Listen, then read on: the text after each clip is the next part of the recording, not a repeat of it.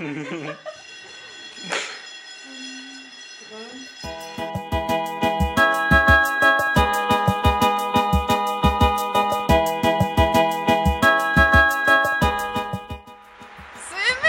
Ralio žinios! Sausio 13 mokykloje minėjome Laisvės ir gynėjų dieną. 8 val. Ryte buvo uždegamos žvakutės bei skambėjo Laisvės daina. Mokyklos foje daliname neužmirštuolės. Taigi, Donatai, o ką tau reiškia sausio 13? Man sausio 13 yra tėvynės, laisvės ir meilės diena. Sveikos, ką jums reiškia sausio 13? Na, sausio 13 mums reiškia pagarbą žmonėms, kurie kovojo. Kurie Lietuvą, studijuoja televizijos mokslą. Mes tikrai esame labai dėkingi. Kaip žinia, artėja mūsų 10 klasės patikrinimai. Tai, Donatai, ar jaudinės ir ar bijai? Ne, nebijau, jaučiuosi ramus, pasitikiu savo jėgomis ir žiniomis. O kaip manai, kaip jaučiasi mūsų 12-okai artėjant brandos egzaminams? Tai gal jų ir paklausime.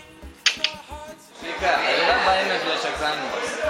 Žinoma, šiek tokia yra, nes vis dėlto bandomieji įdomu, ką jie parodys, kokias yra iš tiesų mano žinias, bet manau, kad viskas praeis sklandžiai ir tai tik dar geriau padės pasiruošti egzaminam.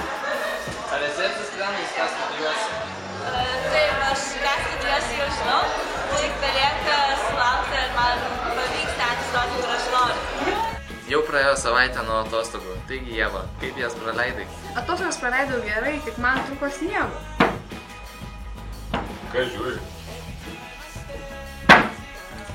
Man tai sniego netrūko. Na, įdomu, kaip mūsų gimnazistai praleido šias atostogas. Ar kalėdų senelis buvo dosnus? Labai dosnus. Kaip praėjo kalėdų atostogas tau?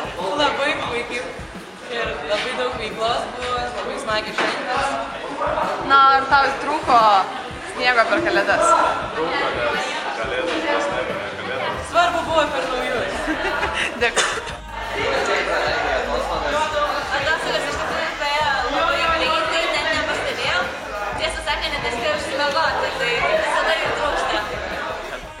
Su jumis buvo Radio žinios. Linkime jums geros savaitės. Oi, atsiprašau.